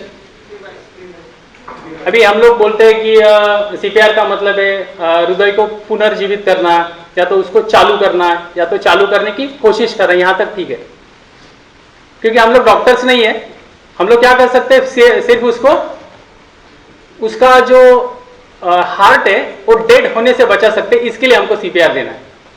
क्योंकि यार हमारे सोसाइटी का अगर पानी का पंप अगर बंद गिर गया तो मैकेनिक आने तक 2 दिन रुकना पड़ता है, तो इसको हम लोग चालू नहीं कर सकते। हम लोग क्या कर सकते हैं, उसको हॉस्पिटलाइज करने तक ये प्रोसेस के द्वारा, इस मेथड के द्वारा हम उसका हार्ट बचा सकते हैं। हार्ट क्यों बचाना है? हार्ट क्यों बचाना है? क्योंकि ब्रेन डेड नहीं होना चाहिए, सबसे मेन बात है। जनरली हम ये चीज को समझते नहीं। ये जो दोनों जो कॉम्बिनेशन है, हार्ट और लंग, ये कॉम्बिनेशन हमारे ब्रेन तक जाता है। क्योंकि हमारा जो ब्रेन है ये पिज्जा बर्गर खाता नहीं यार, ये सिर्फ ग्लूकोज और ऑक्सीजन ही खाता है। तो नेचुरली ये दोनों जो चीजें उसको आपके हार्ट के जरिए माने ब्लड के जरिए से मिलने वाली है, और फेफड़ों माने ऑक्सीजन के जरिए से मिलने वाली। इसी के लिए जो प्रोसेस है हमको क्या करना है, बिल्कुल क्योरली करना है। तो थोड़ा बहुत मैं आपको कुछ स्टेजेस यहाँ पे लिख के देता हूँ, या तो आप उसको नोट करेंगे, क्योंकि मुझे डेमोस्ट्रेशन आपसे करवा के लेना है, मैं नहीं कुछ बताने वाला हूँ आपको। और ये भी जो टारगेट है सबका साथ मेरे पास देख रहे हैं, 10 मिनट्स में करके लेना है मैंने। ओके, तो प्लीज जरा जो मैं आपको स्लाइड देता हूँ वो थोड़ा मैं ब्रीफ करते करते आपको मैं ये कर दूंगा, क्योंकि आजकल लाइफस्टाइल बहुत बदला हुआ है, और ये जो सारी जो चीज है ये आपको मालूम होना जरूरी है। अच्छा, किसी आदमी को हार्ट से कनेक्टेड कोई प्रॉब्लम है, इसका डायग्नोसिस कैसे करेंगे? जैसे फर्स्ट एड में बीडीओ सर ने हमको बताया कि कोई भी पेशेंट जब डॉक्टर के पास जाता है तो डॉक्टर उसका डायग्नोसिस करता है। चेस्ट पेन कैसे समझेगा सर? चेस्ट पेन, उसके सिम्टम्स क्या होंगे?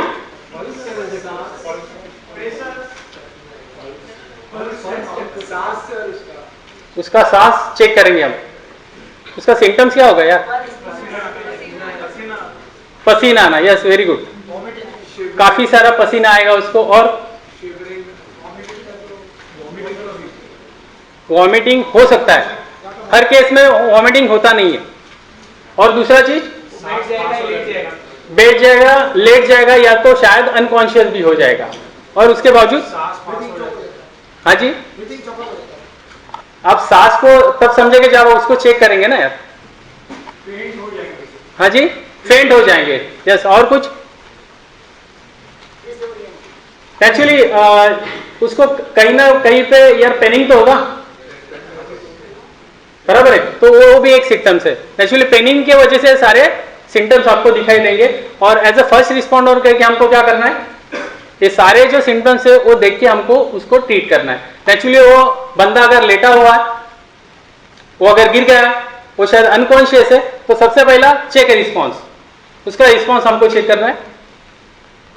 दूसरा जो है, अब रिस्पॉन्स कैसे चेक करना है उसके बारे में थोड़ा सा फिर से ब्रीफिंग है।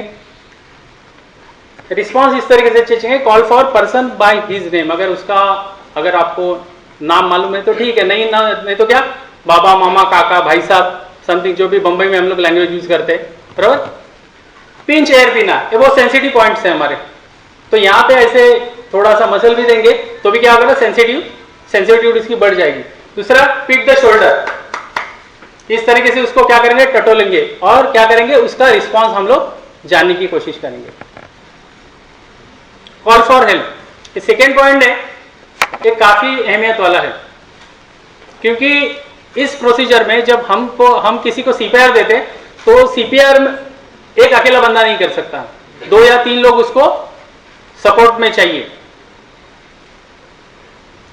जब आप कॉल फॉर हेल्प है, अगर आपको अगर डाउट है कि वो जो बंदा है या तो वो जो पेशेंट है वो हार्ट से कनेक्टेड प्रॉब्लम है, तो आपने क्या करना है, सबसे पहले कॉल फॉर एम्बुलेंस। इसके बाद में हमको क्या करना है, प्लीज नोट करते रहिए, क्योंकि हमको डेमोन्स्ट्रेशन करना है। Checking breathing and clear Airways, head tilt chain lift, demonstration मैं आपको बताऊंगा हेड टिल्ट चेन लिफ्ट कैसे करेंगे, जो कि उसका एयरवेज क्लियर होना चाहिए। नेक्स्ट पॉइंट है लुक लिसन फील। लुक माने देखना है, लिसन माने सुनना है, फील माने फील करना। अब कौन सी चीजें हमको लुक लिसन फील करनी है, ये डेमोन्स्ट्रेशन के बारे में देखेंगे। नोट कर रहे हैं आप लोग? क्लियर एयरवेज, उसके बाद में एयरवेज क्लियर करेंगे। फिंगर स्वीप के द्वारा अगर कोई चीज अगर गले में वगैरह अटकी है तो उसको क्लियर करेंगे, उसका एयरवेज क्लियर करने की कोशिश करेंगे। नेचुरली एक टिपिकल एक पोजीशन होता है हमारे विंड पाइप का, तो उसको भी क्लियर करने के लिए हम लोग प्रयास करेंगे। तो clear the airways. And finally to rescue breath, 2 rescue breath हमको देने हैं। नेचुरली रेस्क्यू ब्रीथ देने के वक्त में जो प्रिकॉशन है हमको लेने पड़ेंगे, क्योंकि generally mouth to mouth contact आ सकता है। 2 रेस्क्यू ब्रीथ देंगे।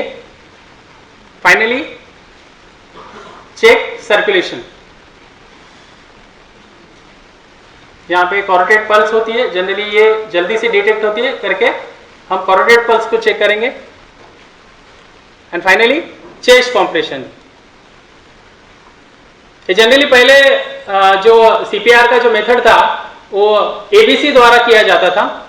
अब थोड़ा सा अमेरिकन हार्ट इंस्टीट्यूट इसने थोड़ा सा अपडेट किया है, तो अब लोग कैब सीएबी, पहले एबीसी था अभी सीएबी हो गया। तो चेस्ट कॉम्प्रेशन 30 चेस्ट कॉम्प्रेशन और 2 ब्रीथ। अभी ये ऑटोमेटेड एक्सटर्नल डिफिब्रिलेशन मशीन है, तो जनरली ये जो मशीन होती है जो मैंने आपको बोला एम्बुलेंस को कॉल करना है, तो ये मशीन उस एम्बुलेंस के साथ में आनी चाहिए, इसी के लिए हम कॉल करेंगे। ये एडी मशीन है, जनरली हम लोग शॉर्टकट में भी बोल सकते हैं कि एम्बुलेंस के साथ में एडी मशीन आनी चाहिए, क्योंकि अगर ये मशीन नहीं है तो ताबड़तोड़ उसका जो स्टाफ है वो उसको ट्रीट नहीं कर सकता।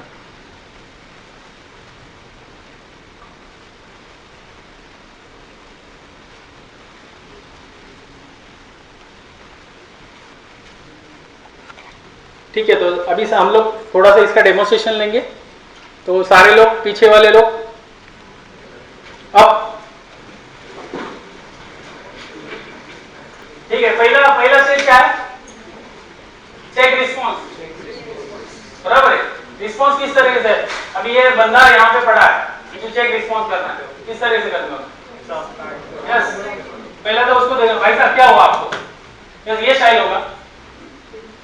थोड़ा उसका जो एयर है इसको थोड़ा सा ये करने की कोशिश करेंगे, थोड़ा शोल्डर को थकाएंगे, बराबर है। अब उसका मेंटल स्टेटस ठीक है तो आपको जवाब देगा वो। अगर उसका मेंटल स्टेटस ठीक नहीं है तो नो रिस्पॉन्स। तो उससे आप क्या करेंगे, उसका मेंटल स्टेटस चेक कर सकते हैं। माने फर्स्ट एड का एक जो बेसिक जो रूल से आपने चेक किया, उसका मेंटल स्टेटस आपने चेक किया। सेकंड वो हो गया सर, कॉल फॉर हेल्प, बराबर है। हमको डाउट है कि भाई ये जो बंदे को ये हार्ट से कनेक्टेड प्रॉब्लम है, हमको डाउट है, क्योंकि हार्ट की जो है ना कई सारी हिस्ट्रीज भी होती है। अगर उसका कोई फैमिली मेंबर है या तो जो सिम्टम्स मैंने आपको बताया उसकी वजह से आपको अगर थोड़ा डाउट होगा कि ये हार्ट से कनेक्टेड प्रॉब्लम है, तो हम क्या करेंगे, कॉल फॉर हेल्प। तो सबसे पहले इमीडिएटली एक्शन करनी, क्योंकि सांसें किसी के लिए रुकती नहीं और हार्ट बीट भी किसी के लिए रुकते नहीं। तो सबसे हमको क्या करना है, कॉल फॉर हेल्प। किसी एक बंदे को बोल दिया, भाई साहब प्लीज कम, कोई आ जाओ यार। चलो वेरी गुड सर। आप एक काम करेंगे, आप पहले एम्बुलेंस को फोन करेंगे और उस एम्बुलेंस में एडी मशीन होना चाहिए, ये कंफर्म करेंगे सर। ओके 100 पे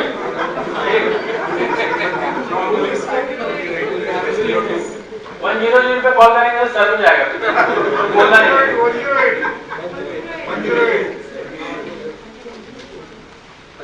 ठीक है, तो आप लोग कंफर्म कीजिए एक्चुअली एम्बुलेंस को किस जरिए से बुलाना। मैं मेरे और एक बंदे को बुलाता हूं जो मेरे काम में आ जाएगा। सर आप आ जाइए।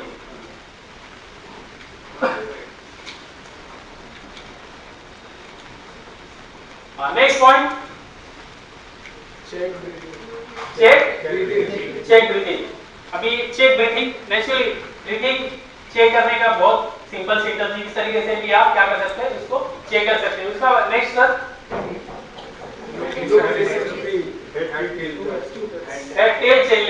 उसका एलिवेज हमको क्लियर है। हेड टेल चेन लिफ्ट करने के टाइम काफी लोग अलग अलग स्टाइल से करते हैं, तो हेड टेल चेन लिफ्ट देखिए किस तरीके से करना है। इस तरीके से हेड को थोड़ा नीचे करना है और चेन को लिफ्ट करना है। अब ये अगर मेथड करेंगे तो क्या होगा, उसका एलिवेज जो है वो क्लियर होगा, क्योंकि हेड टेल चेन लिफ्ट ये प्रोसेस जो है ये इतना कॉम्प्लिकेटेड है सर, हमको जितना दिखता है उतना इजी नहीं है। हेड टेल चेन लिफ्ट किया, उसके बाद में क्या है,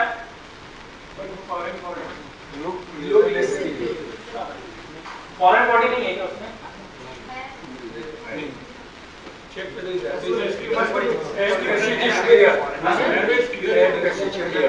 तो जब भी हमको क्या करना है, उसका एक फिंगर स्वीप के द्वारा उसके गले में अगर कोई अगर चीज अटकी वगैरह है तो उसको हम निकाल सकते हैं, उसका एरिया क्लियर करने की कोशिश करते हैं। और उसके बाद में क्या है बताया, आफ्टर टू रेस्क्यू ब्रीथ, ये सबसे मेन चीज है। अभी डॉक्टर देखिए, जब टू रेस्क्यू ब्रीथ जब मैं दूंगा तो किस तरीके से इस ब्रीथ को मुझे मेंटेन करना है। अभी ब्रीथ मुझे देना है, ब्रीथ मैंने क्या करना है, माउथ टू माउथ द्वारा उसके मुंह में छोड़ना है, इस तरीके से मैं बैठ जाऊंगा।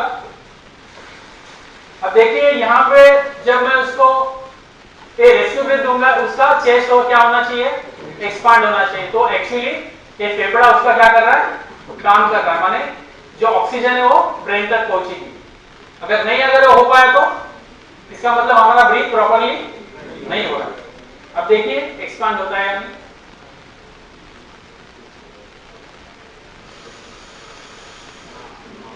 यस।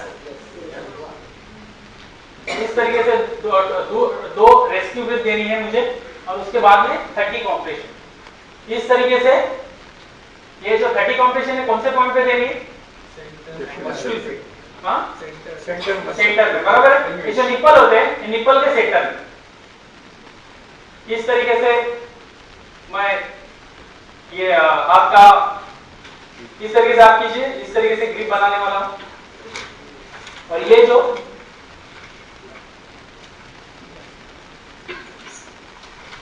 अब देखिए मैं जब इसको प्रेस करूंगा तब एक क्लिकिंग होगा, इसका मतलब क्या है, ये प्रॉपर्ली उस डेप्थ तक जा रहा है। इसका डेप्थ कितना होगा, अप्रोक्सीमेटली 2 सेंटीमीटर, यस। तो ये जो 30 जो कॉम्प्रेशन है, इस तरीके से मुझे स्पीडली देना है। 1 2 3 4 5 6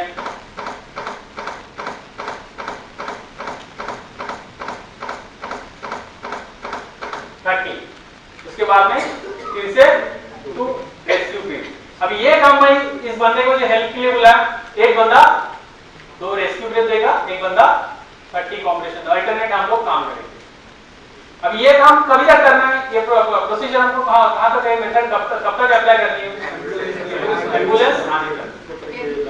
क्योंकि एक बात ध्यान में रखना है, हम सीपीआर इसी के लिए देते, 1 सेकंड, ये सीपीआर इसी के लिए देते कि हमारा ब्रेन तक प्रॉपर्ली ब्लड सर्कुलेशन होना चाहिए और ब्रेन डेड होने से बचना है।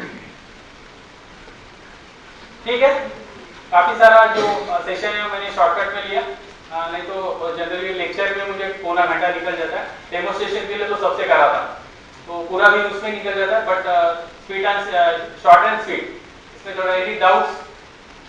जब आर्टिफिशियल है, when you are just pumping in air through his mouth, Yeah. do you have to close his nostril? सबसे पहले तो मैंने क्लियरली बोल दिया था सर, आपको एयरवेज क्लियर करना है। एयरवेज अगर आपका क्लियर नहीं तो हो जाएगा नहीं, एयरवेज क्लियर करना पड़ेगा। इसी के लिए तो मैंने आपको मेथड बताया, हेड टेल चीन लिफ्ट।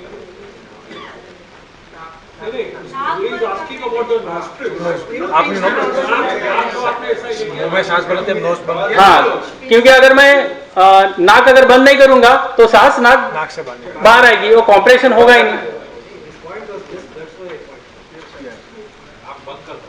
नाक बंद करना है, कंपल्सरी नाक बंद करना है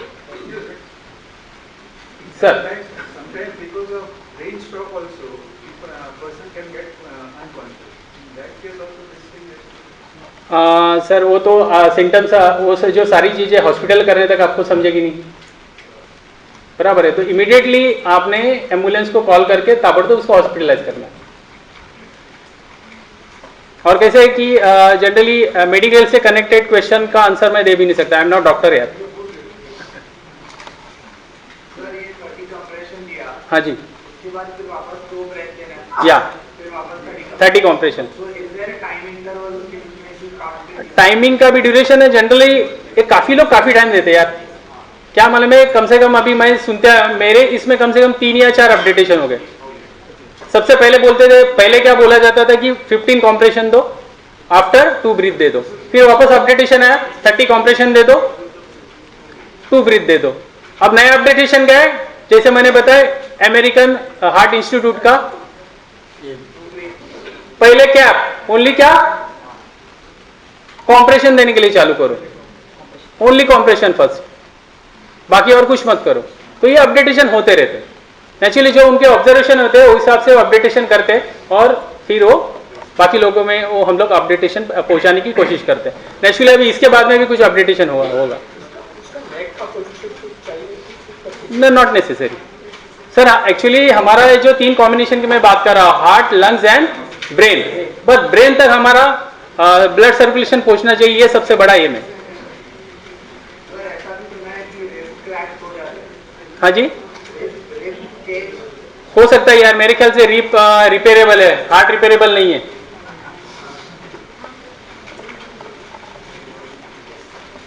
अगर कोई एजेड पर्सन है, नेचुरली उसके बोन के अंदर का भी थोड़ा सा कैल्शियम कम हुआ रहेगा, तो हो सकता है कि कोई रिब्स थोड़ी सी क्रैक वगैरह हो सकती है।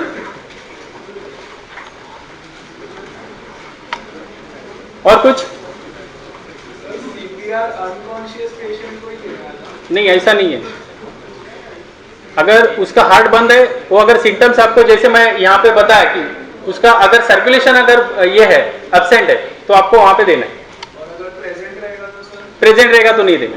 यस, करते टाइम पे प्रेजेंट हो गया तो काम हो गया। या ये हमको बीच बीच में चेक भी करना है। ये जो सारा प्रोसीजर बताया मैंने, इसमें आपने नोट डाउन किया होगा।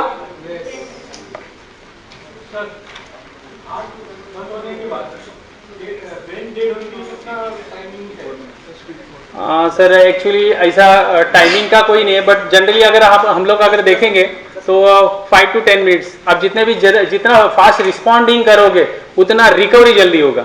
तो ये चीज को ध्यान में रखिए। आफ्टर 10 to 15 मिनट्स के बाद में कुछ बचेगा भी नहीं बोलने और डिस्कस करने के लिए। ठीक है, 2-4 लोगों पे इससे मैं करके भी लेने वाला हूँ, करके मैंने वो रुमाल पेंडिंग रखा है, अब मैं ले लूंगा, वो खुद का अपना रुमाल यूज करेगा। हाँ, मेरे ख्याल से सबसे पहले एक जेंट्स आएगा, बाद में लेडी को भी मैं लेने वाला हूँ। ठीक है, फिर से मैं बताऊंगा आपको किस तरीके से हमें काम करना है। ये हमारी ग्रिप है। सबसे पहले 2 रेस्क्यू ब्रीथ। सारे लोग एक बार फिर से देखें, किसी का भी नंबर आ सकता है यार।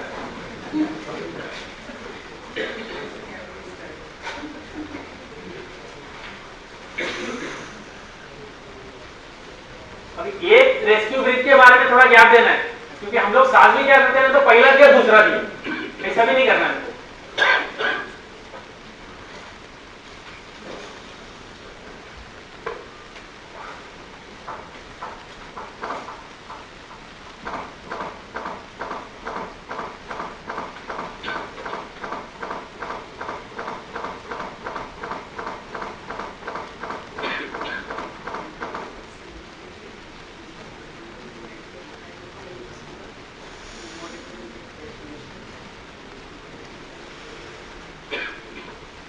ओके,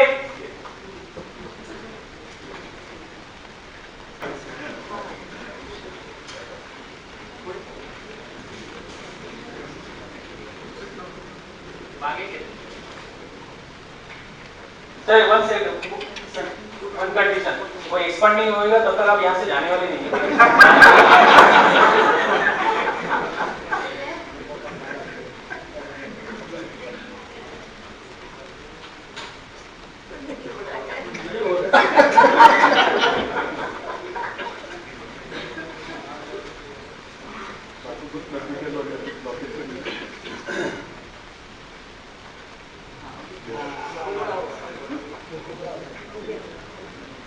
हो गया? दिखा नहीं यार। सर सवाल ही नहीं, सर क्या कर रहे हैं, जो अपने पास में बची हुई हवा है वो दे रहे हैं, पहले आप साथ भर लो यार। सुनो ना सर, किस बात में 21% आप पहले भर लो।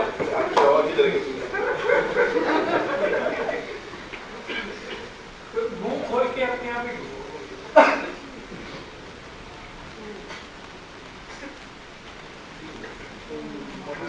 रिप्लेसमेंट कोई है क्या? Please come.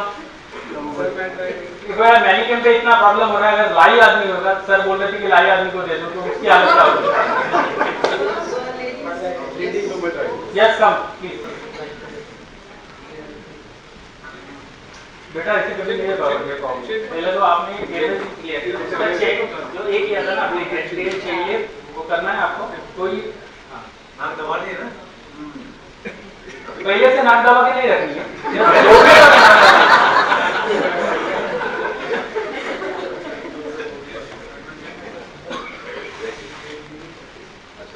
श्वास नहीं मिलेगा, मुंह बोल रहे हैं।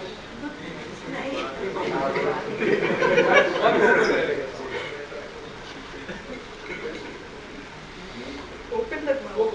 Open the mouth. हो गया Very good. तुमसे एक बार बताता हूँ, Right. एक बार फिर से बताना, थोड़ा टेक्निक है, कोई ऐसा मैजिक नहीं है इसमें। बस आपने सबसे पहला, जब आप हेड के चेन लिफ्ट करते हो तो थोड़ा सा मुंह को भी क्या करना है, थोड़ा आपको खोलना है।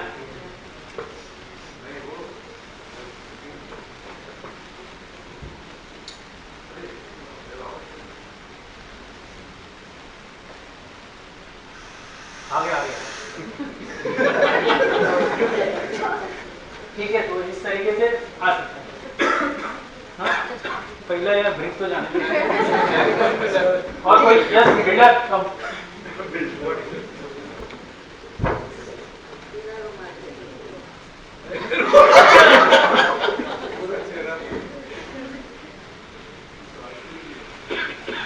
बेटा ताकत का काम नहीं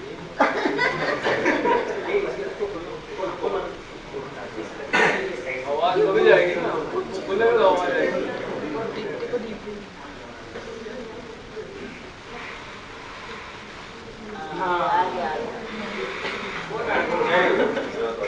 ऐसा 2 ब्रीथ देना है, एक ही दिया था।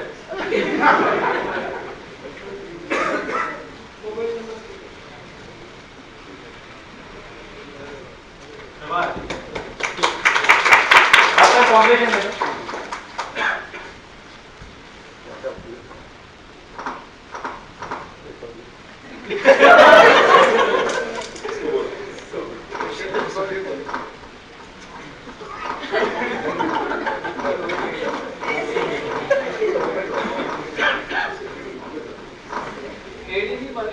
ये नहीं होगा,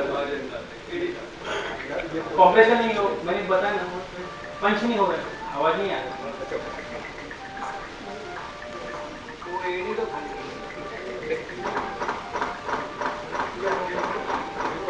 लाइव में भी आवाज आएगा। लाइव में नहीं आवाज आएगा,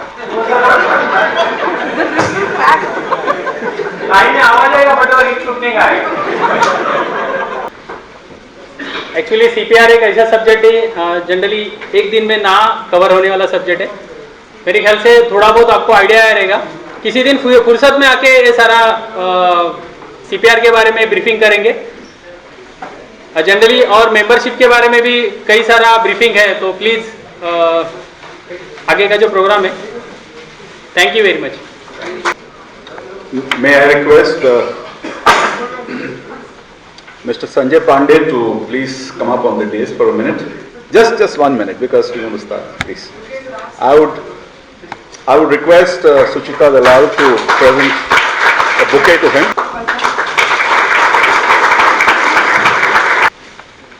Mr. Sanjay Pandey, I know for sure from my experience, one of the most outstanding IPS officers, an Indian Police Service officer of the Maharashtra cadre from the 1986 batch. Mr. Pandey, besides holding several posts of involving law and order duties in Mumbai city, Also headed the economics wing, offences wing of the Mumbai Police. Earlier, he was with the Prime Minister's security as a member of the Special Protection Group, New Delhi, and currently works as a Deputy Commandant of Home Guards and Deputy Director of Civil Defence. That's how we met him first in terms of working out this program along. Suchita and a couple of us met him to plan this program, and he has been instrumental to ensure that the last 3 sessions that we had have been in support. He has supported us in this. So for these few words, I would request Mr. Pandey to say a few words to us, sir. Please.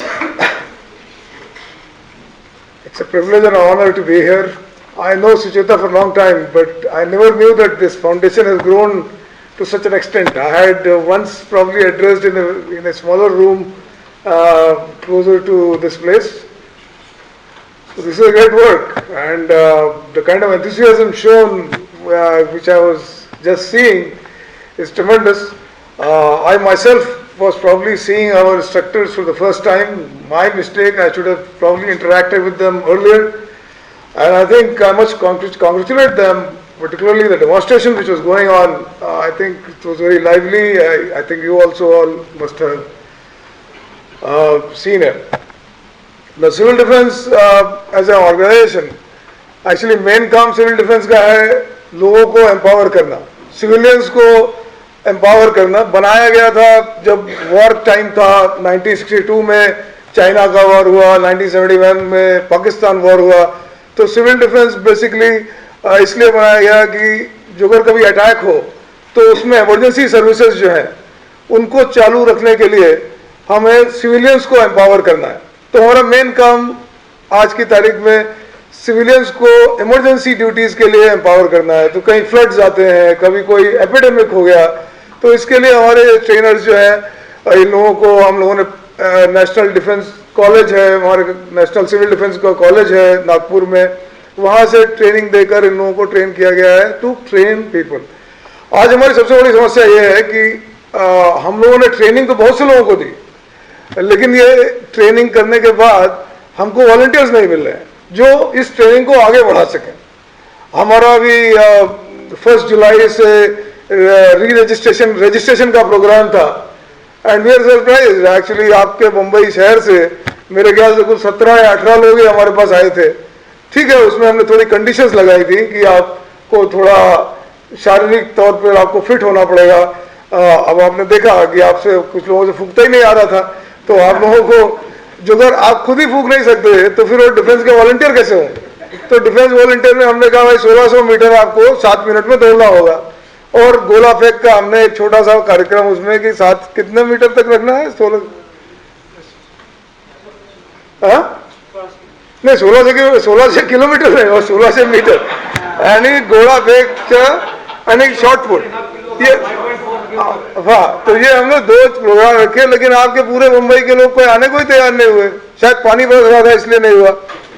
तो हमें 2 तरह के लोग चाहिए. एक तो ऐसे जिनको हम एम्पावर करें. आज की तारीख में जैसे कुछ लोगों को अभी जो मिलिंद जी वो दिखा रहे थे, basically trying to tell people कि किस तरह से CPR दिया जाता है and how you will make sure.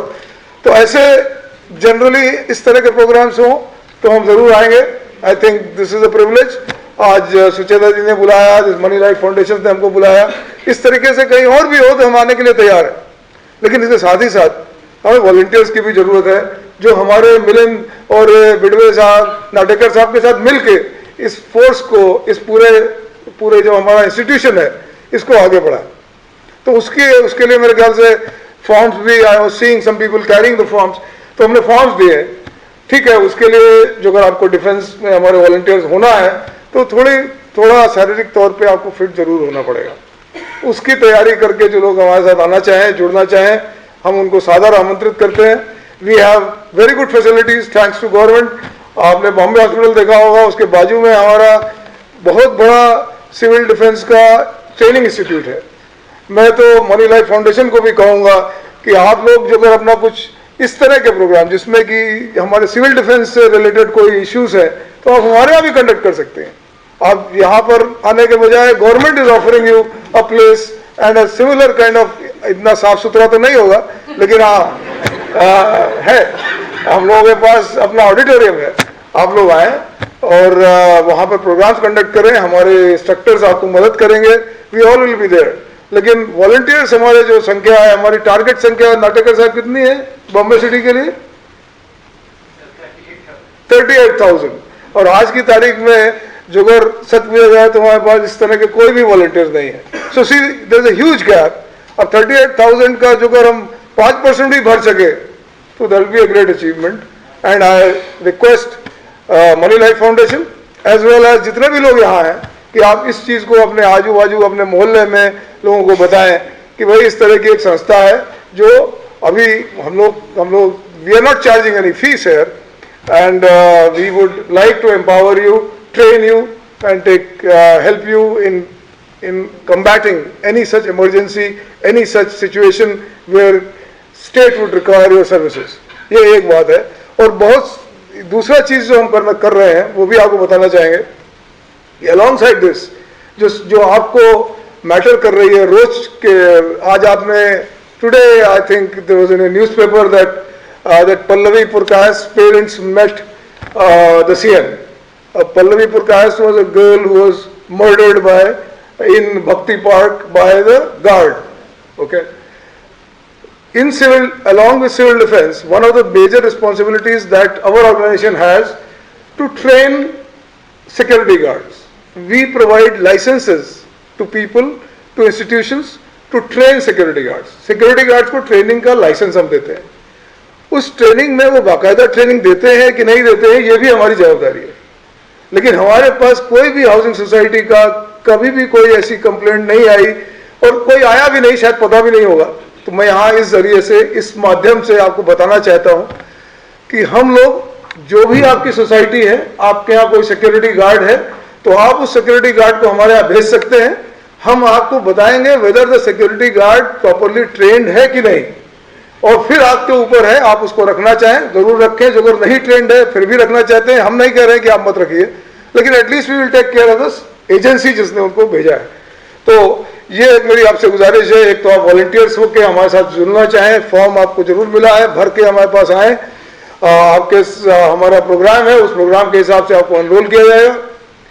और जब अगर आपका ग्रुप को इस तरह की ट्रेनिंग लेना चाहे तो आई एम वेरी हैप्पी। हमारे यहाँ के मैंने फर्स्ट टाइम देखा, and you are, I must compliment these trainers, very well trained।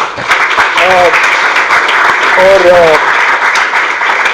आप हमारे फैसिलिटीज को यूज करें, and this opportunity given to us by money life foundation, I am personally grateful, the organisation itself is grateful to take this forward। Thank you। We just conclude in 2 minutes. Thank you, Mr. Sanjay Pandey, and I'm sure that you'll get a better response from the people around here in terms of networking and working towards supporting the civil defense cause. Once again, we would like to thank Mr. Natekar, Mr. Bidwe and Mr. Desai and Jadhav for their scintillating presentations in terms of, in a very short, we gave them very little time to make a presentation. But as I said last time also, ये सिर्फ trailer है, picture तो अभी बाकी है। और संजय पांडे जी ने कहा कि अगर आप उनसे जुड़ जाते हैं तो आपको पूरा पिक्चर दिखाई देगा। Second, I wanted to make the announcement first. Second is obviously we keep on thanking Mr. Gautam Thakur, Vice Chairperson of the Saraswat Bank, for this beautiful ambience in which we are meeting today. So there is nothing like thanking him again and again for this opportunity. Reminding you of our next session, which is on August 10th. And it's on FIR. And we have a very outstanding ex-ACP police officer, Mr. Vilas Tupe. It will be very interesting to listen to him and his observations, because he's a hardcore policeman down the line. And you can still register, you can ask your friends to still register and come in for the program. We have a hall that has the capacity to take in more people, and avail this opportunity to learn more things in terms of police service. Thank you so much, and good night.